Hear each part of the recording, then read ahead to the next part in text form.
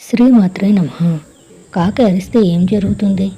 పురాణాలలో కాకులకు ప్రత్యేక ప్రాధాన్యత ఉంది. కాకి అరుపుకు రామాయణంలో ఒక కథ ఉంది.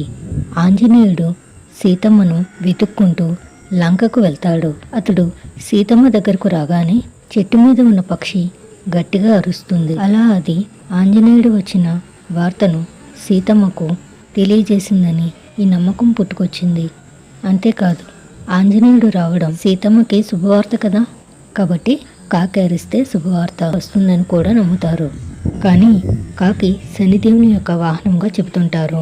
ఈ కారణంగా దీనికి పూజలు చేస్తారు. రావణుడికి భయపడి కాకి రూపాన్ని ధరించిన యముడు కాకులకు గొప్ప వరాలు ఇచ్చాడు. స్వయంగా కాకి రూపంలో వచ్చిన యముడు కాకులకు ఎలాంటి రోగాలు రావని వరం ఇచ్చారు. కాకి మీ ఇంటికి వచ్చి అరుస్తుంటే శుభసూచకమని చెబుతున్నారు.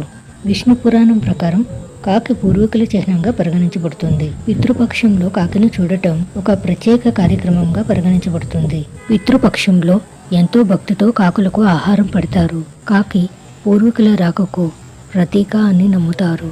ఇంటి మీద అదే పనిగా అరిస్తే ఎవరో ఆ ఇంటికి వస్తున్నారనడానికి సంకేతం. పని మీద బయటకు వెళ్ళేటప్పుడు కాకి అరిస్తే అది శుభ సంకేతం. నిండు కుండపై కూర్చుంటే చూసిన వారికి ధనయోగ సంకేతం.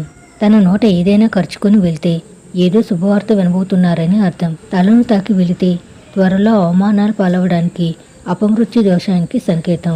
సాయంత్రం వేళ కాకి ఆగ్నేయం వైపు నుండి రావడం చూస్తే ద్రవ్య లాభం. ఇంటి దగ్గర లేదా ఊర్లో అరిస్తే అది అశుభ వార్తకు సంకేతం.